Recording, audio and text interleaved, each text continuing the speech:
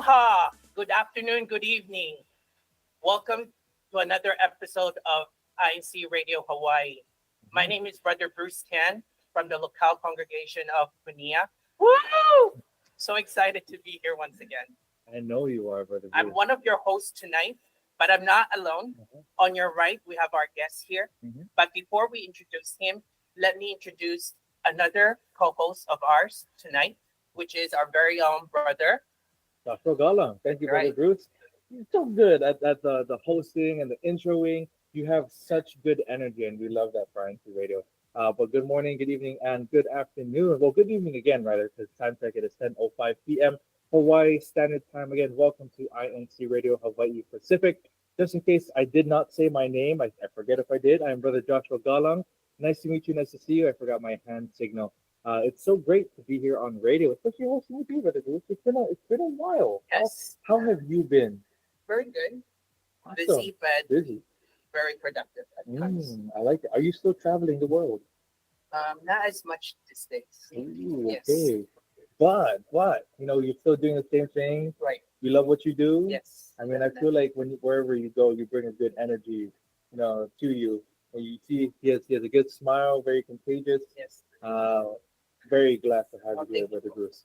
On radio, we don't only have the two main hosts. We also have our beautiful or handsome guest. In this case, um, we have none. But in this case, we have our handsome brother all the way to our right, your left, and we're excited to introduce him. Brother, you're already here. I really love what you got going on with your shirt. You gotta give us a rundown of your clothes because you always have a very good fashion sense to you. But tell us, who are you? Where are you from? And what is a fun fact about yourself? Oh, hello, po, Brother Josh, Brother Bruce. Thank you Hello. for having me on here. Of course. I've watched many episodes, and I've always admired, the guests that you've had on here, and I always admire your folks' charisma and your ability to, make people feel comfortable in a setting that they're not normally in. So, thank you. But anyways, for those of you who don't know me, my name is Brother George Fagarin. I'm from the locale congregation of Kunia. Probably see me in the choir. I'm part of the AWS choir. So it's usually where I get all my spotlight. Otherwise, I'm just hanging out with family and friends. Wonderful. What is a fun fact about yourself, brother? Fun fact, it's so strange. The only thing that I can think of is that, and don't think of this as a downer type of deal, but I'm obviously still here. Right. But once a long time ago, when I was still in college, I went surfing one spring break, and the waves were really big, and I almost drowned. Oh no. So that was a very mortifying, sobering experience, but one that I appreciate to this day, because I can teach, other people, the real danger of being out in the water, in the open ocean. Ooh, and do you feel like that's something that relates to what you do as a person? Yeah, I guess so. I Oh, enjoy the outdoors. okay. I like to enjoy nature and what it has to offer, and I like to enjoy that with company as well. So, You said you were surfing on that time? Is Yeah. that correct? You Yes. still surf? Richard? I wish I could say yes. I actually haven't gone surfing since my wife and my son. My wife and my son was born about 7 months ago. So I've been busy, Okay, taking okay. care of him and being a dad, Mhm. enjoying that chapter of my life so far. Right. Yeah, that's great. Well, a lot of different life stages. I can't believe that you are married and have a son. If you don't mind me asking, how old are you, Brother George? I'm actually 35 years old. Yeah. He does not look 35 years old. I remember, I know you mentioned Spotlight. You remember in the 110th anniversary celebration, Brother George was actually one of our singers, right, right, Brother Yes. Bruce? And he talked about Spotlight only in the 80s Fiber. I think you got a lot of spotlight that day as well. Uh, Singing. You know, the first time I heard you singing was back in, I think 2 years ago, Book Club night. Oh, Yeah. you were there, brother? I was there. But you're not a book lord. No, I was there documenting as Oh. district multimedia. Not Book Club. A lot of privileges, Yeah. I guess, when you have various offices. We got to see it. Hear you sing. Your singing is amazing. So good. No, brother. I've heard you sing. In fact, I heard No, you sing today. I heard you sing today too. We performed together. Yeah. Yeah. We performed together today. No, I mean, I don't think of myself a very talented singer, but you know, if there's one thing that I can do when singing, it's to learn from other people and to just make sure, you know, we sing together in harmony, you know, similar to choir. I think that's the most important. Amazing. I like it. And you bring a certain vibe to you of confidence. Like even though you feel like you're not too sure about it just yet, you're confident that you're able to learn it and blend well. And that's actually pretty true. Especially on the 110th anniversary. I know we're referencing a lot, but you know, when we were practicing together, Yeah. because we were singing on the same song too. With Brother Axel, shout out to Brother Axel, there you go. Shout out to Christian as well for teaching us how to harmonize. Yes. Because was that one of your first few times performing as well? On stage? Actually, the first time I sang on stage in a church setting was back in Wahiwa's chapel dedication, I believe. So it was with Brother Jordan Augustine, Sister DJ, I believe, and some other brethren. I wish I could remember, but you know, I'm 35 now, so the memory's kind of going. Oh no! I believe that was like 2013, 2014, brother. So, and you feel like it was a freaking thing of you performing? I mean, it started there. I think I joined the choir a couple years prior to that, and I would say that gave me the confidence. You know, it allowed me to meet other brethren that otherwise I wouldn't have been able to meet through the office, and it definitely increased my faith and helped me to understand more my own relationship with God through church. I like that. Well, that is a lot of fun facts that we had here tonight. Getting to know Brother George as a person. You know, we got to hear a lot of his background. We find that very interesting. Oh Right? yeah, those are priceless moments that you can definitely treasure for the rest of your life. Do you think about those things, like those performances, think back on it? Oh yeah. I mean, I think the Wahiwa dedication was especially significant to me because I got to meet Eduardo, although in passing, you know, but I got to shake his hand, and you know, I just remember how crowded it was. If you asked me to go into a crowd like that, I probably couldn't do it. But you know, I was younger. I was full of a lot more energy, different type of energy back in the day. You know, I was kind of like a yes guy. So I think that my labor definitely bore fruit that day, for sure. I love it. Well, Brother George, welcome to the show. It's so great to have you here. Two handsome brothers here on the show. And I'm excited to talk about what we're going to be talking about. You know, the show isn't talking about his singing life as his life as a professional singer. You know, getting the spotlight, as you can see. But you know, in every single show that we have, we talk to the brethren. You know, get to know them. But we also like to focus on what they do, you know, why they do it, when they do that, how they do it, because we feel like jobs reflect who they are. You know, in some sense, you know, in a way or another. Today's topic, wonderful topic name. It is turning passion into action. I like that title. Life as an environmental protection specialist. So you know, he's doing that. That's a great title, and we're gonna learn more about it. Even though we said it, we're gonna have him explain it. Brother Bruce, why don't you go ahead and ask him the first question? So, Brother George, tell us, what is your current job or your job position? Oh yes, brother. Thank you, Brother Bruce. So I do work for the federal government. I'm not going to say where I work exactly, but I am an environmental protection specialist, as Brother Joshua introduced me as. And I'm essentially a steward for the environment. So any environmental aspect that you would be concerned about, for example, your clean air, your hazardous wastes, materials or chemicals that you deal with at home, in an industrial or business setting, there are actual legal requirements attached to the usage and the disposal of those materials when they're no longer needed. Okay, so a lot of things that you do. I know I mentioned this in the pre-show, or we talked about it earlier. Like, what is the ratio, or rather, how often are you in the field or in the office? Yeah. How is that? Yeah, so I would say about 80% of the time I'm in the office.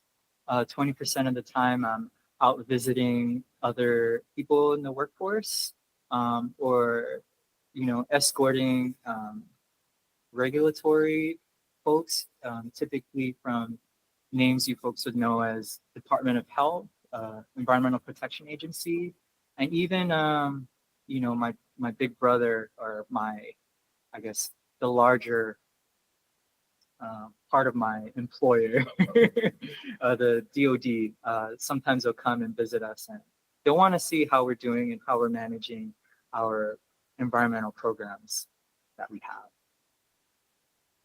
A lot of big names, big words that you're saying, and that's very interesting. We won't ask you to disclose the locations where that you work at. Sure. But if it's possible, could you walk us through what a day-to-day is like? I know you mentioned escorting, you mentioned visiting sites. What do you do in the office? What do you do in the other company? Yeah. So you can, if you've ever heard the term program manager out there, that's a pretty typical title to have.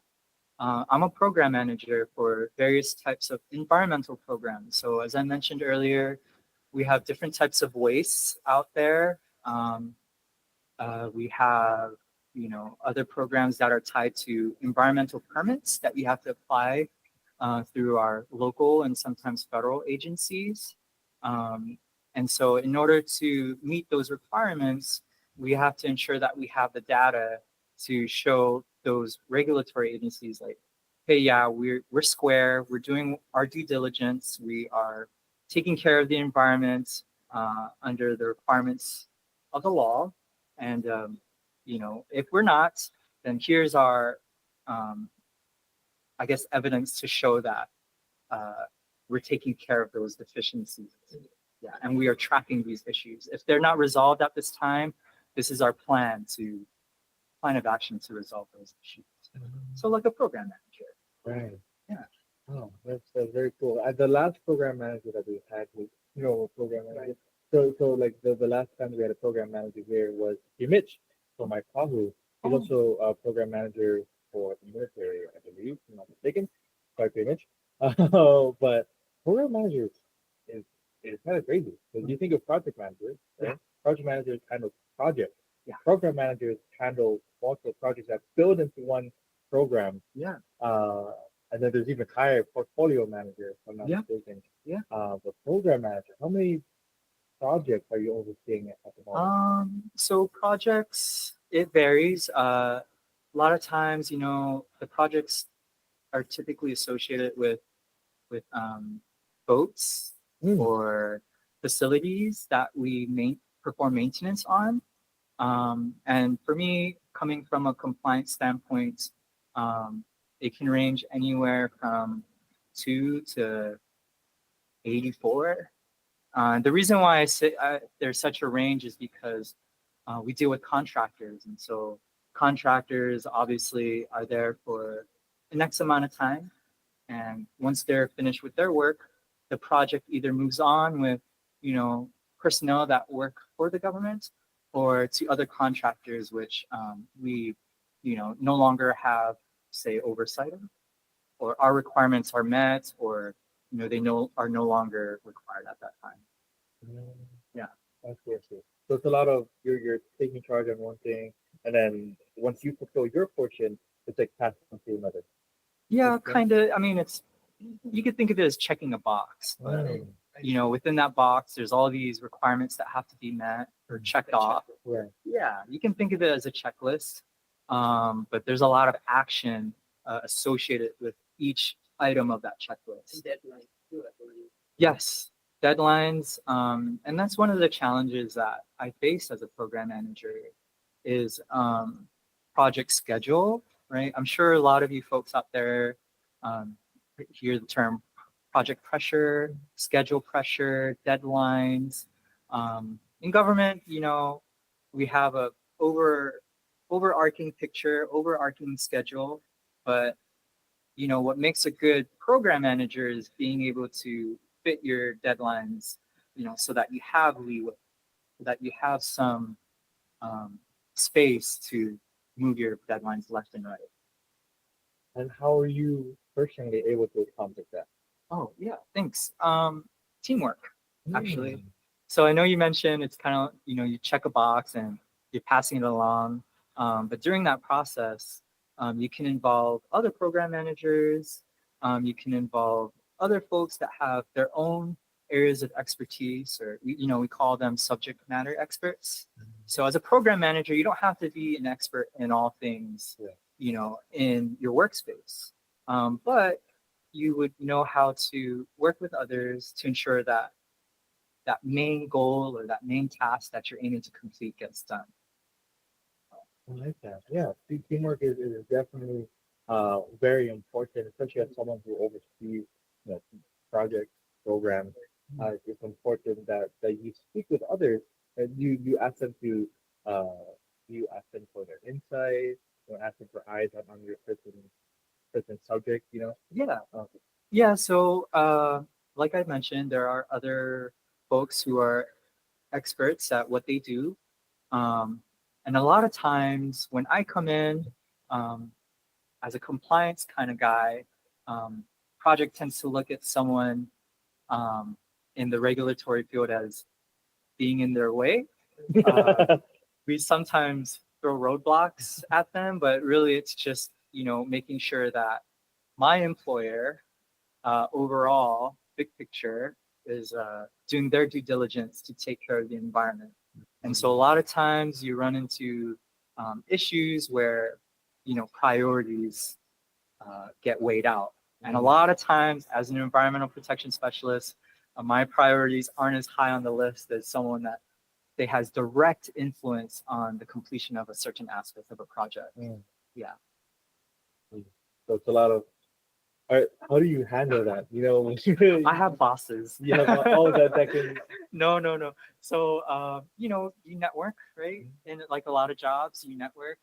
You kind of learn to understand when there's a give and when there's a hard line. Um, and the work that I do, it's kind of the same, The issues come when there are unexpected things that happen. And so that's really when it's critical to be able to work with others um, and to make sure that you get back on track. That's the most important thing is fixing problems because anybody can manage something that's repeating itself, right? That's repetitive. But when an issue comes, that's kind of where you make your buck, essentially. Let's see. Well, what is your take on this, Brother Ruth? Well, I mean, like you said, teamwork makes dream work, right? There you go. In order for you to get along with someone, you need to connect with someone Yeah. and build good rapport. And I'm pretty sure you're doing a good job by connecting with your colleagues, your upper management, and at the same time third parties as well. Yeah. Right.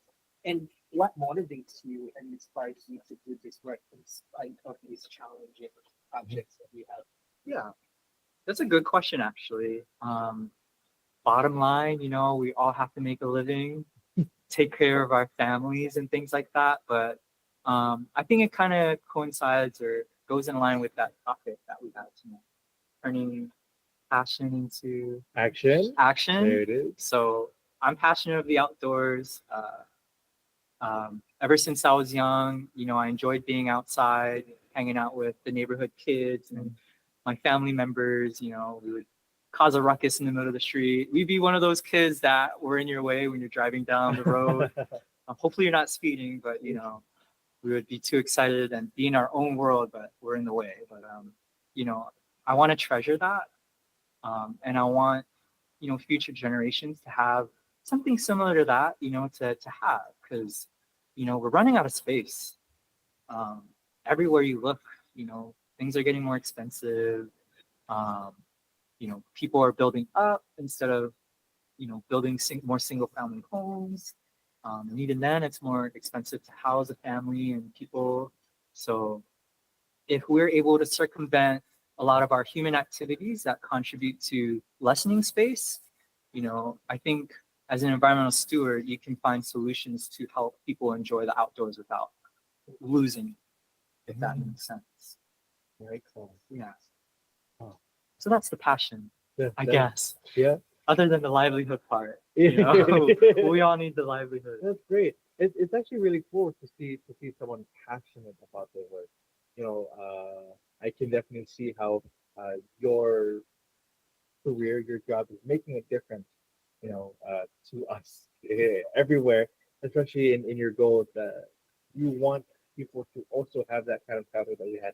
People who are able to go outside, uh, that's really cool. Yeah. Yeah, I'm inspired by how passionate you are about your work. Yeah, I mean, think about it. So if you go to places like California, Mhm. a lot of major cities, they don't have the environment that Hawaii does.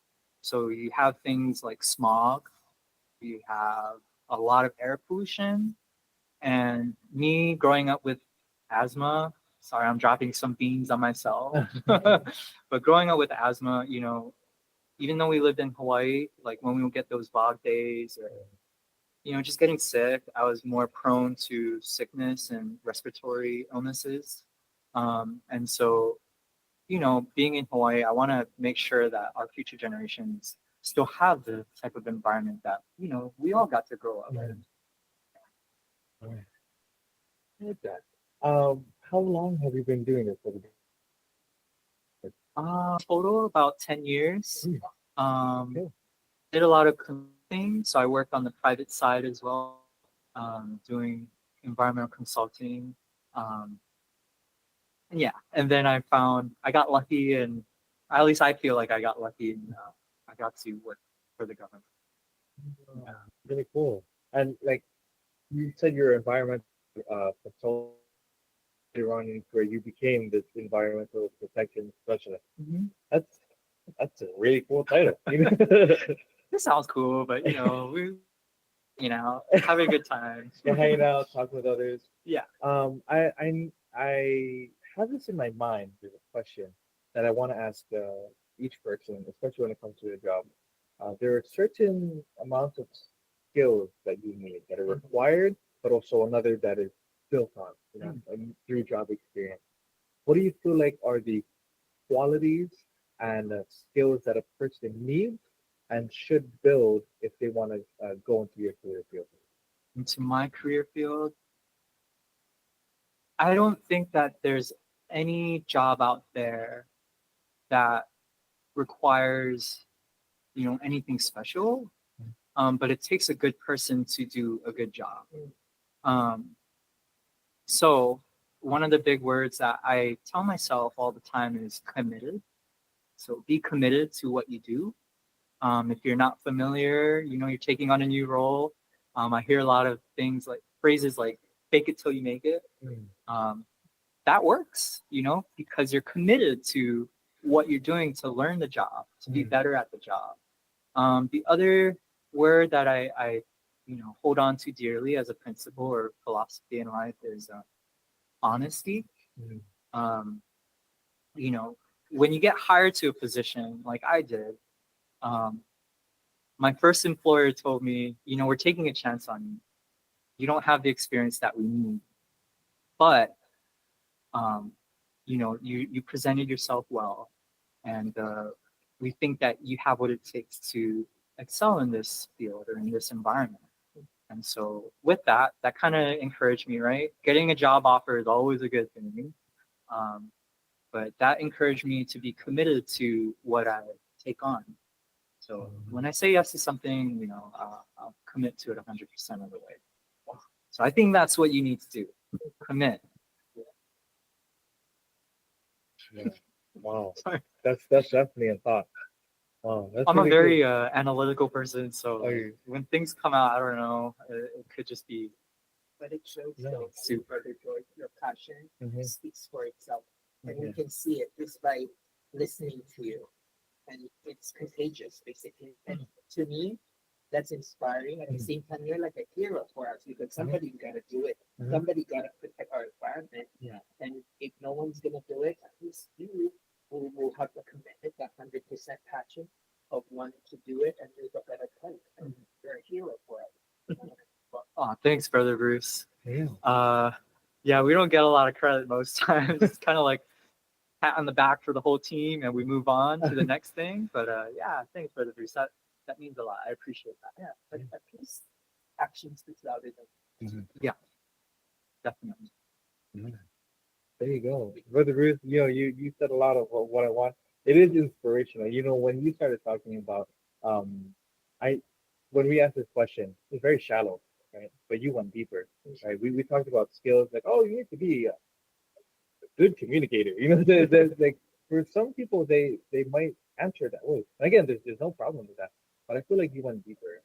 You took it personally, Right. which is why you talked about being committed. Yeah. 100% commitment to something that you want to do. You feel like that you should be 100% committed in things that you're interested in, things that are needed. What's your take on that? No, so I mean, obviously, I remember being in the choir loft and having my own devotional prayers in the choir loft at home, and just thinking like, is this the right job for me? Like, yeah, I'm getting a job interview, and I may get a job offer, or I may not, but is this really what I want to do? And so I kind of left it to God and was like, if I get an offer, then that means this is for me. And if it's for me, then I'm gonna be all in, 100% committed to that. And so, that was really my drive. That was my purpose, was answering the call, right? Because I was asking for it, and knowing that I'll give it back. I like that. That's the aspect that is different as members of the church of Christ. We have our devotional prayers about it. We have our regular prayers. We pray asking for signs. We pray asking for, again, using the same word, signs that this is something that is for God. Proof that we are where we're meant to be. Right. And I like how you took that. If I get the job offer, then that's something meant for me. And I feel like that's something that we can't really explain. It's like if I get this is meant for me. Yeah. And for some people, it's like, oh yeah, what are you talking about? That might just be coincidence. Yeah. But again, everything comes from God. Yes. And would you say that this is something that doesn't hinder you in any way when it comes to church? Yeah. Fortunately, when I was in my environmental consulting job, that required me to be off island for long periods of time. It required a lot of long hours. And, that's kind of like, I wouldn't say it's an entry level job, but, I guess you could say it was. You're putting in a lot of work, so to get to where I am now, you have to have some experience. But that experience gets you flexibility, and it gets you leverage, and it gets you a certain type of demand, depending on what industry or what you're looking to do next, because, maybe there's something else that you want to pursue in the future. But having that experience, being committed, and, sticking with it, it opens up other doors for you. So, that's something you always have to keep in mind of too, is that you can always change your passion if that's what you really want to do. Yeah. Sometimes we were not wired to just do one thing. Yeah. Right? There might be another thing that catches your eye. It might be really interesting. Like what you're doing right now, Brother Bruce, is that what you always done, or was it something else you did before? No, actually, I think got this opportunity because it's something that I haven't done before, which is life insurance. But when I took the opportunity, it was a blessing in disguise. I learned much more because I constantly challenging myself to learn something, which is awesome because if you're uncomfortable, then you're growing, which is amazing. Yeah. There is no growth in comfortableness. Right. Yeah. I like that. So what you're saying is exactly what he's saying as well. Later on in your career, if there's other passions that you want, something else that catches your eye, there's nothing wrong with pursuing that, right? But if you want to pursue that passion, you need to be 100% committed. Yeah. Yeah, That's right. I like that. Another other quote that I'm trying to think of a way to bring up, but I'm just gonna say it outright. Was your quote saying it takes a good person to do a good job? What could you delve deeper on what you mean? Yeah. I mean, so where I work, we mentioned the project pressure management, scheduling, priorities. So that can cause a lot of discussions to become heated. You can and you will run into conflict with, another person that has their own priorities that clashes with yours. But does that make them a bad person if they're upset at you for, you know, insisting on your own priorities because it's your job, right? It doesn't, because you both want the same thing. You want the project to be completed and you want everything to go well. No one gets hurt. We take care of the environment along the way. So yeah, I think most people are good for sure, 100%. But it's up to you to kind of, I guess, be willing to listen to somebody and to, not take on what you see coming out of their mouth or what their facial expressions are. It takes a lot to see past that. And then you realize that, hey, actually, this is a good person. It's just, we're all pressured. We all feel the pressure of management trying to have us complete something, but they mean well. So I'm not sure if I explained it very well, but I think you did. yeah, you can chime in on that. Yeah, well, Brother Bruce, Chapman, what do you think of that, Brother Bruce? I mean, again, consistency and the fact that communicate with your colleagues. And I think that's important because when you're open communicating and you're transparent 100%, it shows that you want this to happen and you're aligned with them. Right. And that shows that you want to work hard for everybody's benefit, not just you. Yeah, I really like that. That's really good. Which actually ties in a lot to our joint CFO meeting that we had this month, which talked about good communication, and that one or that topic spoke directly about communication with your family. But those skills that you learn, in that meeting, can also be used outside with whoever you communicate to, whether it be your loved ones, your friends, colleagues, your acquaintances. So sometimes you're going to, face those tensions, right? You might butt heads a little bit. But there's a quote that I really like. It says, um, "Don't listen just to respond. Listen to understand." And I feel like that's what Brother George explained. That when someone is talking to you, especially when they are giving a reaction or an adverse reaction that you're not really comfortable with, you look past that. You know? Well, why is it that they're so passionate speaking to you that way? And I think when you're passionate, you're being proactive Mhm. and you're not being reactive. Ooh, Right. You want to like, what can we do together to Mhm. make this happen? Yeah. Right. Yeah. And with good communication comes solid compromise. Yeah, I like that. You hit the nail on the head, brother Josh. Thank you, thank you. You're so you eloquent did it when so you good. explain things. No, that's I like you, it. brother. I like it. Yeah, Yeah. I feel like this is a very productive conversation. Yeah, we spoke a lot about it. And you know what's awesome, brother George? I feel like you're a very confident person. You feel like you have a good head on your shoulders. A lot of people when they come in, they're very nervous. They're counting down the minutes until it's over. But thankfully, they do find comfort within the conversation that we have. Yeah. Proof of that, I actually, was nervous about the show because preparation and everything. Yeah. Thinking about what to say. Uh, but we're actually overtime, Oh. and we are at 10:40 p.m. Yeah, can you believe that the show went by that fast? No, right? We had a productive We had a conversation. productive conversation. That's really good. In I'm gonna say it one more time. Environmental protection specialist. Very cool. Shrouded in mystery, Brother George, but I feel like you provide um, wonderful answers. Thank and you, what brother. you do is important. It's not only for you, it's for all of us now, and it's for our future generation. And I think that's important. Keep on doing the good work, and we'll give you the pat on the back whenever you need it. George, Thank you, brother there Josh. you go. Thank you, brother Bruce. Thank you, brother. Let's shake hands. Thank you, brother. Thank you. Thank you, Bruce. Again, it is 10:40 p.m. So let's go ahead and wrap up the show now. An upcoming activity that we have, and we have mentioned every single show. So we hope that you're updated. It is our CFO Day and Band Together. That is going to be April 27. You look at it. Whoa! Today is April 25th. It's in 2 days, which means it is this Sunday.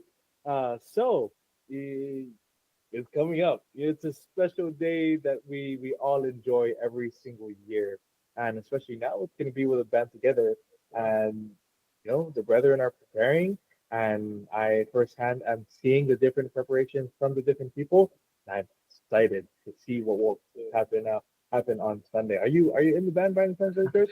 I am, brother. Are you in the band with it? I'm documenting. Ooh, he's He'll documenting. join the And band then- next yeah, time. Oh, there you go. That's what I like to hear. Um, yeah, Brother George, can't wait to see you on Sunday, Brother Bruce. I'll see you Yes, definitely. Sunday. We're shaking hands again. Thank you both for having me. It was Yeah. a real pleasure. No, thank you for being here with us. Before we end, do you have any shout outs that you want to give, Brother George?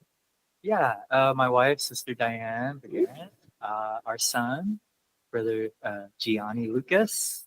I know you're sleeping nice and tidy because mommy made sure to put you to bed.